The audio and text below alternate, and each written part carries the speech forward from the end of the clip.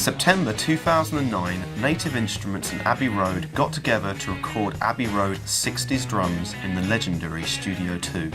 Hello, I'm Mirek Stiles and I'm the sound engineer of Abbey Road 60s drums. I'm now going to talk you through the recording process.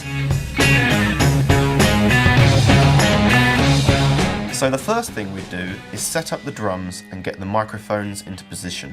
We are using a traditional microphone setup from the 60s, as well as introducing close spot mics for user flexibility. Here at Abbey Road, we have one of the largest vintage microphone collections in the world.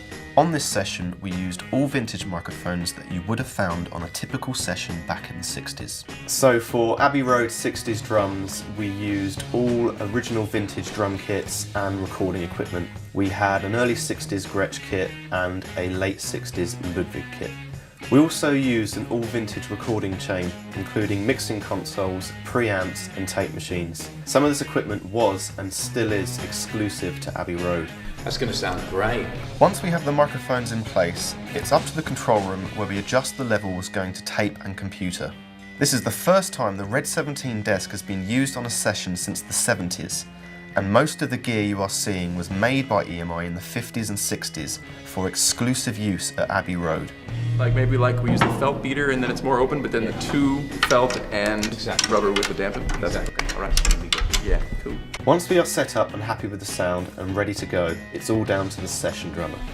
Right, now let's listen to these and see if they sound like drums. Possibly not. No. Ish.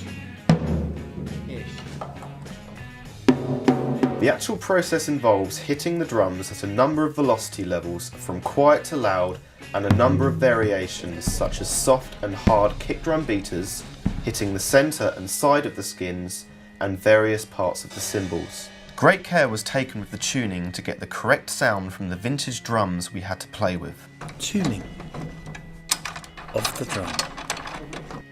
We also tried out some typical tricks of the period, such as placing tea-towels over the snare drum and toms to deaden the overtones. That's great for level, thanks Ralph.